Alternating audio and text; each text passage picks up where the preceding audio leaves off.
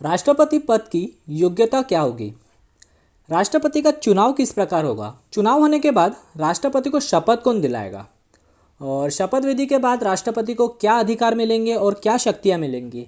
और राष्ट्रपति इतने काम कर रहे हैं, इतने शक्तियां अधिकारों के बाद उनको उसके बदले में क्या वेतन मिलेगा, क्या भत्ते दिए जाएंगे? और ये सारी बातें होने के बाद फ्रेंड, अगर राष्ट्रपति द्वारा संवैधानिक प्रावधान का उल्लंघन होता है तो उनको फिर महाभियोग के प्रक्रिया द्वारा किस प्रकार निकाला जाएगा, वो प्रक्रिया क्या होगी? तो इस प्रकार इस वीडियो में हम लोग स्टेप बाय स्टेप राष्ट्रपति से जुड़े कुछ भी जो फैक्ट्स है वो आज हम लोग इस वीडियो में फ्रेंड्स पूरा पढ़ेंगे।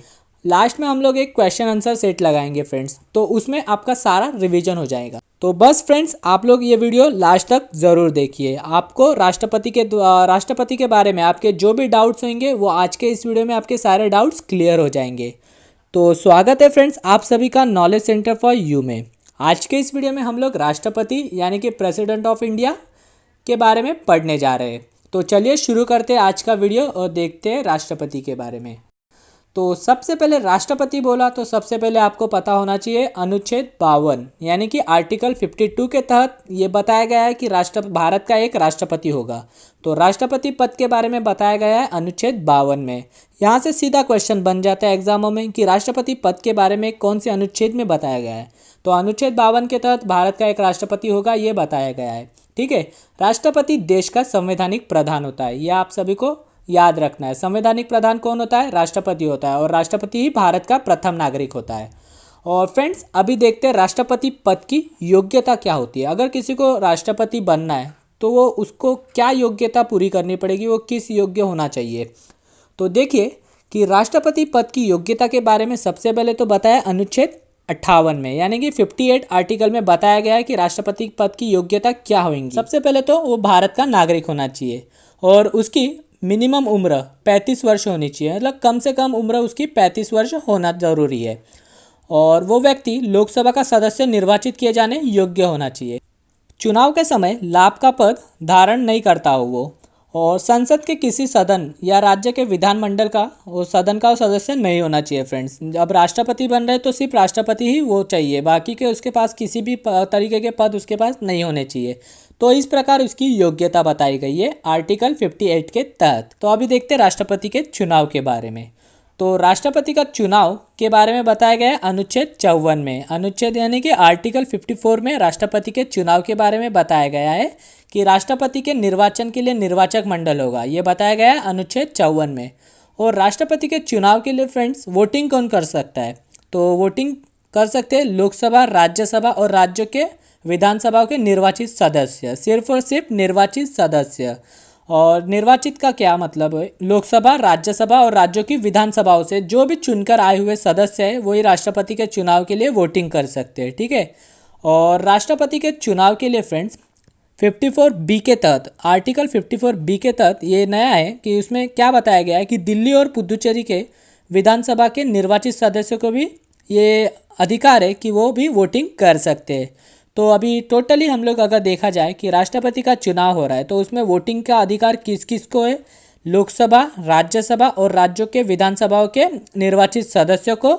और आर्टिकल 54B के तहत दिल्ली और पुदुचेरी के विधानसभा के निर्वाचित सदस्यों को वोटिंग का अधिकार है राष्ट्रपति के चुनाव के लिए। और फ्रेंड्स राष्ट्रपति का ये चुनाव किस प्रकार होगा? तो राष्ट्रपति का ये चुनाव एकल संक्रमणीय वोट पद्धति पर आधारित है। अब ये एकल संक्रमणीय वोट पद्धति क्या होती है? इसका मतलब होता है सिंगल ट्रांसफरेबल वोटिंग सिस्टम। तो एकल संक्रमणीय वोट पद्धति में प्रायोरिटी के आधार पे वोटिंग होगी। प्रायोरिटी के आधार पे वोटिंग का क्या मतलब है फ्रेंड्स? समझो 3 राष्ट्रपति पद के दावेदार है तो उनमें 3 नाम दिए जाएंगे, तो उसमें हम लोग को फर्स्ट, सेकंड और थर्ड इस प्रकार उनको प्रायोरिटी देनी है, और प्रायोरिटी के हिसाब से ही उनकी वोटों की गिनती भी होगी।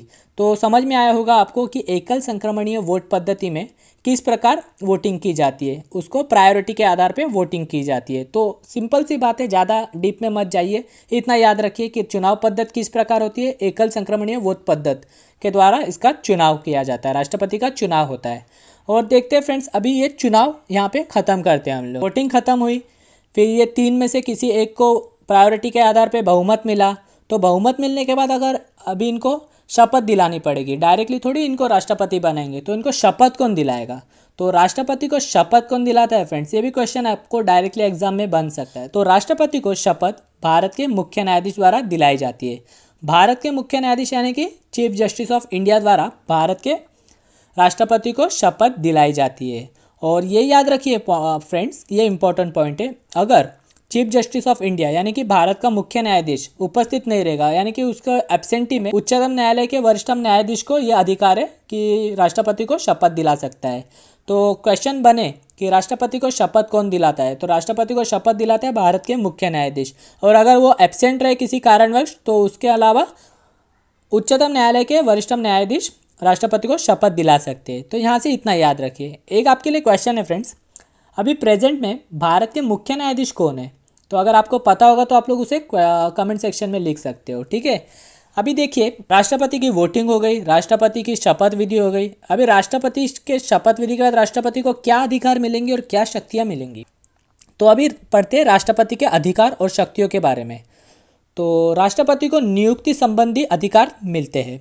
तो राष्ट्रपति ये भारत के संवैधानिक पदों की नियुक्तियों का इसको अधिकार दिया जाता है। तो संवैधानिक पदों का क्या मतलब है कि जो भी भारत के उच्च पद है, उच्चतम पदों की नियुक्ति का अधिकार राष्ट्रपति को होता है। तो राष्ट्रपति द्वारा किन पदों की नियुक्ति की जाती है, हम लोग अभी इसमें थोड़ा देखते हैं डीप में। कि देखिए, प्रधानमंत्री की नियुक्ति राष्ट्रपति द्वारा की जाती है। फिर प्रधानमंत्री के सलाह पे मंत्रिपरिषद के सदस्यों की नियुक्ति भी राष्ट्रपति द्वारा ही की जाती है। फिर भारत के नियंत्रक एवं महालेखापाल यानी कि कैग, तो कैग की नियुक्ति भी राष्ट्रपति द्वारा ही की जाती है। फिर अटॉर्नी जनरल की नियुक्ति राष्ट्रपति के द्वारा की जाती है। तो यहाँ तक आपको फ्रेंड्स समझ में आया होगा कि जो भी भारत के संवैधानिक पद है, जो बड़े बड़े पद है, तो उनकी नियुक्ति का अधिकार राष्ट्रपति को होता है। अभी तक हमने अटॉर्नी जनरल तक देखा, तो उसी प्रकार अल्पसंख्यक आयोग के सदस्यों की नियुक्ति का अधिकार भी राष्ट्रपति को है। सर्वोच्च व उच्च न्यायालय के जो मुख्य न्यायाधीश होते हैं, तो उनकी नियुक्ति का अधिकार भी राष्ट्रपति को होता है। और लोक सेवा आयोग के अध्यक्ष, जो लोक सेवा आयोग होता है, तो लोक सेवा आयोग के अध्यक्ष और उनके सदस्यों की नियुक्ति का अधिकार भी राष्ट्रपति को होता है। तो यहाँ तक आपने देखा होगा फ्रेंड्स कि नियुक्ति संबंधी का जो मुख्य अधिकार है, तो ये राष्ट्रपति को होता है। भारत के सारे जो भी संवैधानिक बड़े पदों की नियुक्ति का अधिकार राष्ट्रपति को है। अभी हम लोग देखते हैं दूसरा अधिकार क्या है, तो विधायी शक्तियों का अधिकार राष्ट्रपति को होता है। तो ये विधायी शक्तियों में राष्ट्रपति को क्या शक्तियाँ मिलती है, तो देखिए, राष्ट्रपति ये संसद का अभिन्न अंग होता है।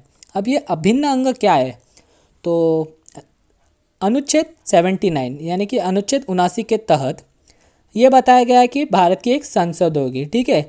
और संसद 3 चीज़ों से मिलकर बनेगी। कौन से 3 चीज़ फ्रेंड्स, लोकसभा, राज्यसभा और राष्ट्रपति। तो बिना राष्ट्रपति के संसद पूरी नहीं हो सकती। तो इस प्रकार राष्ट्रपति संसद का ये अभिन्न अंग हुआ। तो ये पॉइंट आपका यहाँ पर क्लियर हुआ होगा। और देखिए कि विधायी शक्तियों में और क्या आता है कि संसद के सत्र बुलाने का काम राष्ट्रपति का होता है। और लोकसभा के जो इलेक्शन होते हैं, तो उसके बाद जो पहला सत्र बुलाता है, जो पहला सत्र होता है फ्रेंड्स, वो सत्र बुलाने का अधिकार राष्ट्रपति को। और एक सत्र खत्म होने के 6 महीने के अंदर दूसरा सत्र बुलाने का अधिकार राष्ट्रपति को होता है। और सत्र बुलाने का और सत्र को संबोधित करने का, संसद को संबोधित करने का अधिकार राष्ट्रपति को है। ये शक्तियाँ राष्ट्रपति को दी गई है फ्रेंड्स, ठीक है। और लोकसभा को भंग करने का अधिकार भी राष्ट्रपति को दिया गया है फ्रेंड्स, ठीक है। तो यहाँ तक आपको इतना समझा होगा। और एक पॉइंट आपको बताता हूँ कि राष्ट्रपति के हस्ताक्षर के बिना कोई भी विधेयक पारित नहीं हो सकता, भले वो विधेयक संसद के दोनों सदनों में पारित होकर आया हुआ हो। संसद के दोनों सदन कौन से, लोकसभा और राज्यसभा में, दोनों सदनों में वो विधेयक पारित होकर भी आया होगा, तो भी बिना राष्ट्रपति के हस्ताक्षर के उस विधेयक को पास नहीं किया जा सकता फ्रेंड्स। उसका रूपांतर कानून में नहीं हो सकता जब तक राष्ट्रपति उस पर हस्ताक्षर नहीं करता।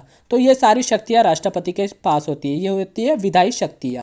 कुछ विधेयक ऐसे होते हैं कि उस पर राष्ट्रपति के पहले हस्ताक्षर होना ज़रूरी होते हैं, फिर उसके बाद ही वो सदनों में पेश किए जाते हैं। तो ऐसे कौन से विधेयक होते हैं फ्रेंड्स, एक होता है धन विधेयक। तो धन विधेयक पे राष्ट्रपति की पूर्व सहमति होना ज़रूरी है, तो उसमें राष्ट्रपति पहले हस्ताक्षर कर देता है।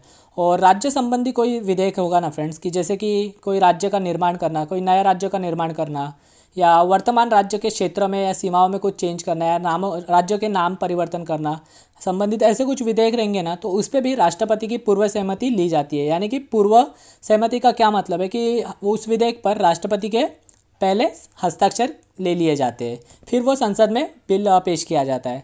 तो ये पॉइंट आप लोग याद रखिए।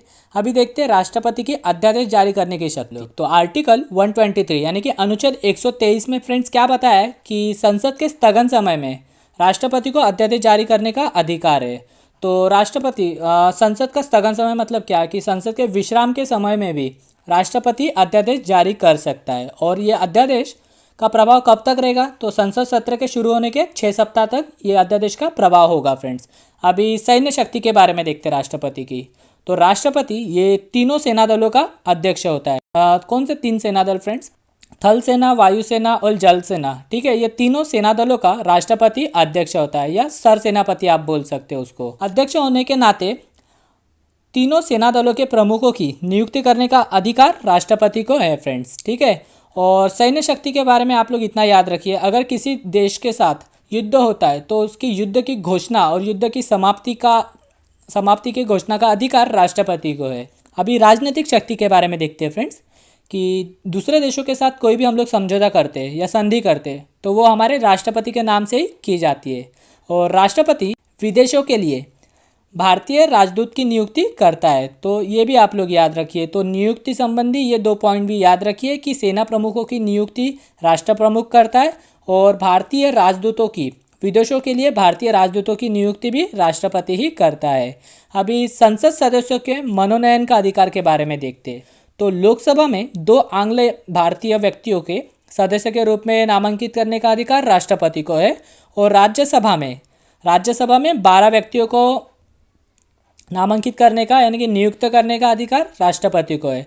तो ये हमने पिछले वीडियो में देखा था फ्रेंड्स। राज्यसभा में कला, साहित्य, पत्रकारिता, विज्ञान के क्षेत्र में 12 सदस्यों को नियुक्त करने का अधिकार राष्ट्रपति को दिया है अनुच्छेद 80 के तहत। और ये प्रावधान हमने किस देश से लिया है? तो ये प्रावधान हमने लिया है आयरलैंड के संविधान से। तो अगर यहाँ से क्वेश्चन बने कि राष्ट्रपति कितने सदस्यों को संसद के लिए नामांकित कर सकता है, तो टोटल 14 सदस्यों को नामांकित कर सकता है, 2 लोकसभा के लिए, 12 राज्यसभा के लिए। अभी देखते हैं क्षमादान की शक्ति का अधिकार।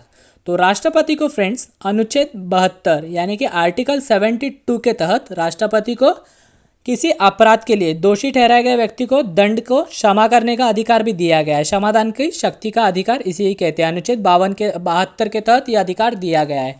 आर्टिकल 72 याद रखिए, क्वेश्चन बन सकता है यहाँ से। तो राष्ट्रपति को यह अधिकार है कि किसी की फांसी की सज़ा को उम्र कैद की सज़ा में परिवर्तन कर सकता है, या किसी को दोष मुक्त करने का अधिकार राष्ट्रपति को है। तो ये क्षमादान की शक्ति के तहत राष्ट्रपति को यह अधिकार दिए गए हैं। और देखिए राष्ट्रपति की आपातकालीन शक्ति के बारे में अभी हम लोग देखते हैं फ्रेंड्स। तो राष्ट्रपति को आपातकालीन शक्तियाँ मिली हुई है फ्रेंड्स। तो 3 आपातकालीन शक्तियाँ, आपको 3 आर्टिकल याद रखने हैं यहाँ से। आर्टिकल 352, 356 और 360। ठीक है, और ये आपातकालीन शक्तियों के बारे में हमारे भारत के संविधान में भाग 18 में बताया गया है। और 3 आर्टिकल जैसे कि मैंने आपको बताया 352, 356 और 360 में बताया गया है। ठीक है, तो अगर क्वेश्चन बने ना कि आपातकालीन शक्तियों के बारे में भारत के संविधान में किस भाग में बताया गया है, तो भाग 18 में बताया गया है। किस अनुच्छेद में बताया गया है, तो अनुच्छेद 352, 356 और 360 में बताया गया है। अभी हम लोग विस्तार में देखते हैं। तो मंत्रिपरिषद के परामर्श से राष्ट्रपति 3 प्रकार के आपातकाल घोषित कर सकता है, लागू कर सकता है फ्रेंड्स। ठीक है, कौन से 3 प्रकार के आपातकाल है? तो देखिए अनुच्छेद 352 के तहत कौन सा आपातकाल? राष्ट्रीय आपातकाल। तो अनुच्छेद 352 के तहत राष्ट्रीय आपातकाल राष्ट्रपति लगा सकता है मंत्रिपरिषद के परामर्श से। ठीक है, और ये राष्ट्रीय आपातकाल में क्या होता है फ्रेंड्स? राष्ट्रीय आपातकाल में 3 चीज़ें आती है। युद्ध की स्थिति में, बाह्य आक्रमण की स्थिति में, या तो सशस्त्र विद्रोह के कारण ये राष्ट्रीय आपातकाल लगाया जा सकता है आर्टिकल 352 के तहत। और ये अब तक फ्रेंड्स 3 बार लगाया गया है। अगर आपको पता होगा तो आप इसे कमेंट सेक्शन में लिख सकते हो कि 3 बार कब ये राष्ट्रीय आपातकाल भारत में लगाया गया। अभी अनुच्छेद 356 का देखते हैं फ्रेंड्स। तो अनुच्छेद 356 के तहत राज्य में राष्ट्रपति शासन के बारे में बताया गया है। तो राज्य में अगर संवैधानिक तंत्र विफल होता है तो राष्ट्रपति द्वारा राज्य में राष्ट्रपति शासन लगाया जाता है। तो ये आर्टिकल 356 के तहत है। और 360 के तहत, अनुच्छेद 360 के तहत वित्तीय आपातकाल का प्रावधान है। तो वित्तीय आपातकाल भारत में अभी तक एक बार भी नहीं लगाया गया है। राष्ट्रीय आपातकाल भारत में अब तक 3 बार लगाई जा चुकी है और ये राज्य में राष्ट्रपति शासन ये तो अभी काफ़ी बार लग चुका है। ठीक है, अभी हाल ही में महाराष्ट्र में भी राष्ट्रपति शासन लगाया गया था। तो राष्ट्रपति की ये 3 आपातकालीन शक्तियाँ है फ्रेंड्स, 352, 356 और 360 आर्टिकल के तहत राष्ट्रीय 352 आर्टिकल के तहत राष्ट्रीय आपातकाल की शक्ति, 356 अनुच्छेद के तहत राज्य में राष्ट्रपति शासन लगाने का अधिकार और 360 अनुच्छेद के तहत वित्तीय आपातकाल लगाने का अधिकार राष्ट्रपति को प्राप्त है। अभी देखते हैं राष्ट्रपति का पॉकेट वीटो का अधिकार।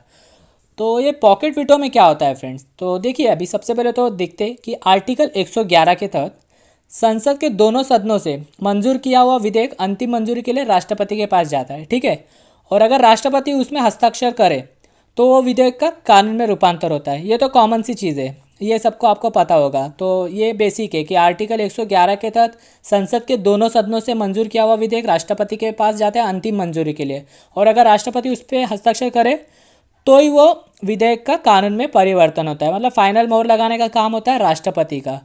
पर ये पॉकेट वीटो के अधिकार के तहत क्या है ना फ्रेंड्स, कि राष्ट्रपति न तो उस विधेयक को मंजूरी देता है, ना ही उसको नामंजूर करता है, और ना ही उसको पुनर्विचार के लिए फिर से संसद के पास भेजता है।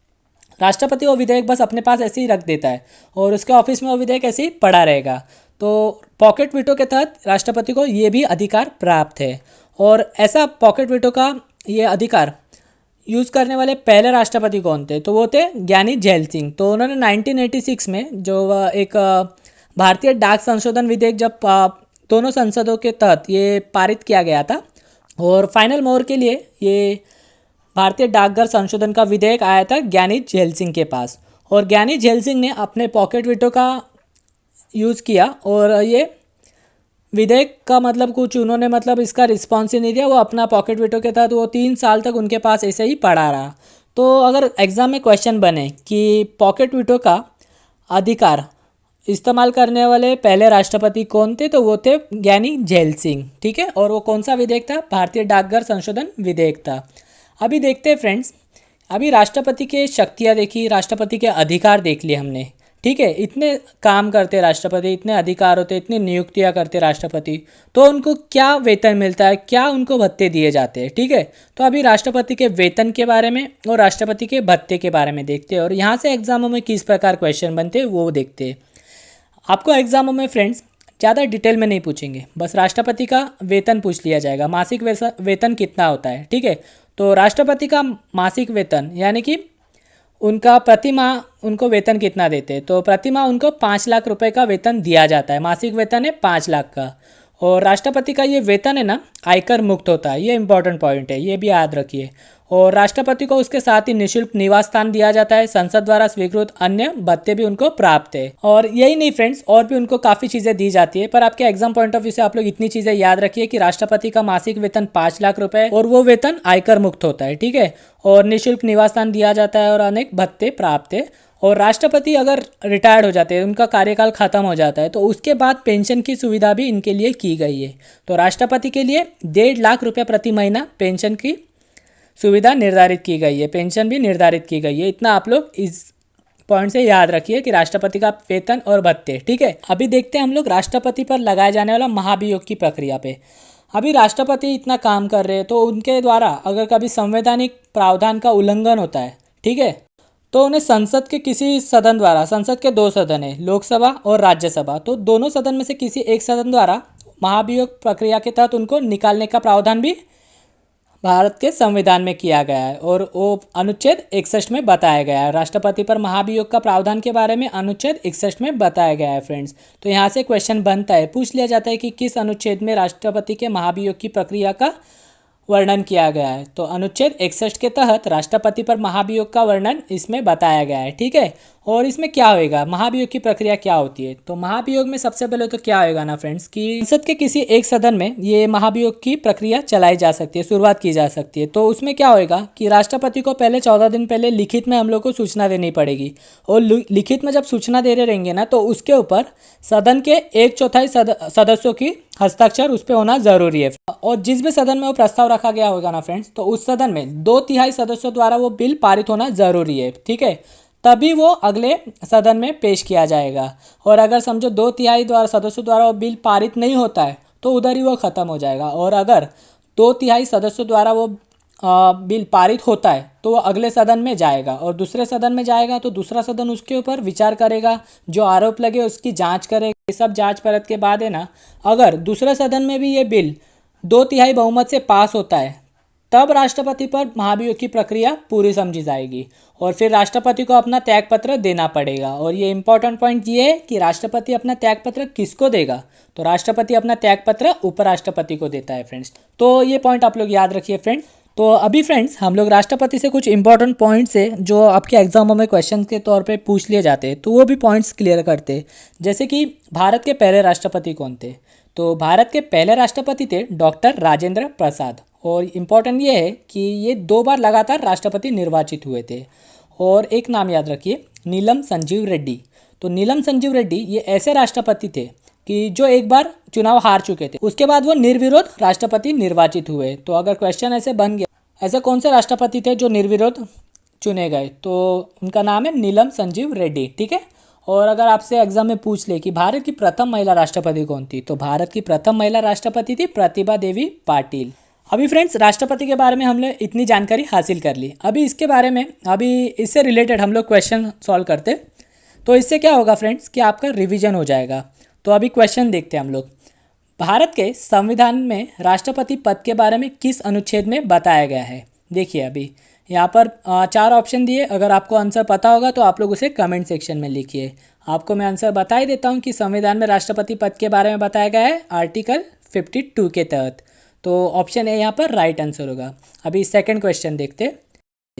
राष्ट्रपति पर लगाए जाने वाला महाभियोग कि ये प्रक्रिया के बारे में किस अनुच्छेद में बताया गया है। तो यहाँ पर पूछा है कि महाभियोग की प्रक्रिया के बारे में किस अनुच्छेद में बताया है। तो आर्टिकल 61 के तहत महाभियोग की प्रक्रिया बताई गई है। तो ऑप्शन डी यहाँ पर राइट आंसर होगा। अभी थर्ड क्वेश्चन देखते। भारत के राष्ट्रपति का मासिक वेतन कितना होता है। तो इसका आंसर क्या है फ्रेंड्स, इसका आंसर मैं आपको नहीं बताऊंगा। अगर आपने वीडियो देखा है तो आप इसका आंसर कमेंट सेक्शन में लिखिए अगर आपको पता है तो, ठीक है। अभी देखिए फोर्थ क्वेश्चन देखते। राष्ट्रपति अपना त्यागपत्र किसे देता है। तो राष्ट्रपति अपना त्यागपत्र देता है उपराष्ट्रपति को। अभी नेक्स्ट क्वेश्चन देखते हैं। भारत की पहली महिला राष्ट्रपति कौन थी। तो भारत की पहली महिला राष्ट्रपति थी प्रतिभा देवी पाटिल। ऑप्शन सी यहाँ पर राइट आंसर होगा। अभी नेक्स्ट क्वेश्चन देखते। राष्ट्रपति को शपथ कौन दिलाता है। राष्ट्रपति को शपथ भारत के मुख्य न्यायाधीश दिलाते हैं। तो भारत के मुख्य न्यायाधीश अगर एब्सेंट रहेंगे तो उच्च न्यायालय के न्यायाधीश को यह अधिकार है, ठीक है। तो ये भी आप लोग याद रखिए। अभी नेक्स्ट क्वेश्चन देखते हैं हम लोग। राष्ट्रपति संसद में कुल कितने सदस्यों को नामांकित कर सकता है। तो देखिए फ्रेंड्स यहाँ पर ऑप्शन सी राइट होगा। 14 सदस्यों को नामांकित करने का अधिकार राष्ट्रपति को है। और अगर ऑप्शन बी में 12 लिखा गया है तो 12 सदस्य ये राज्यसभा के नियुक्त कर सकता है, और 2 एंग्लो इंडियन सदस्यों को लोकसभा में नियुक्त कर सकते हैं। तो 12 वहाँ के और 2 लोकसभा के पकड़ के टोटल 14 सदस्यों को नियुक्त करने का अधिकार राष्ट्रपति को है। अभी नेक्स्ट क्वेश्चन देखते। राष्ट्रपति के क्षमादान की शक्ति का वर्णन किस अनुच्छेद में बताया गया है। तो क्षमादान की शक्ति का वर्णन बताया गया है। ऑप्शन बी यहाँ पर राइट आंसर होगा। आर्टिकल 72 के तहत राष्ट्रपति के क्षमादान की शक्ति का बारे में बताया गया है। अभी नेक्स्ट क्वेश्चन देखते। भारत के महान्यायवादी की नियुक्ति किनके द्वारा की जाती है। तो भारत के महान्यायवादी यानी कि अटॉर्नी जनरल की नियुक्ति कौन करता है फ्रेंड्स, तो वो करते हैं राष्ट्रपति द्वारा नियुक्ति की जाती है। और अटॉर्नी जनरल के लिए किस अनुच्छेद में बताया गया है फ्रेंड्स, आपको पता है तो कमेंट सेक्शन में इसका भी जवाब दीजिए आप लोग, ठीक है। और भारत में अब तक कितनी बार राष्ट्रीय आपातकाल लगाई जा चुकी है, अभी ये देखिए। तो भारत में अब तक 3 बार राष्ट्रीय आपातकाल लगाई जा चुकी है, ठीक है। तो फ्रेंड्स ये था हमारे वीडियो का आज का लास्ट का क्वेश्चन। और आज के इस वीडियो में हमने पहले तो राष्ट्रपति के बारे में जो भी इंपॉर्टेंट पॉइंट्स थे वो सारे पॉइंट्स क्लियर करे। उसके बाद हमने ये क्वेश्चन आंसर सेट लगाया कि जिससे कि आपका फिर से एक बार रिवीजन हो जाए। तो फ्रेंड्स अगर आपका राष्ट्रपति का पूरा कंसेप्ट क्लियर हुआ होगा और आपको ये वीडियो पसंद आया हुआ होगा तो इस चैनल को ज़रूर सब्सक्राइब कीजिए, ये वीडियो अपने फ्रेंड्स तक शेयर कीजिए और इस वीडियो को लाइक करना ना भूलिए फ्रेंड्स, ठीक है। मिलते हैं फ्रेंड्स इसी प्रकार के नए वीडियो में।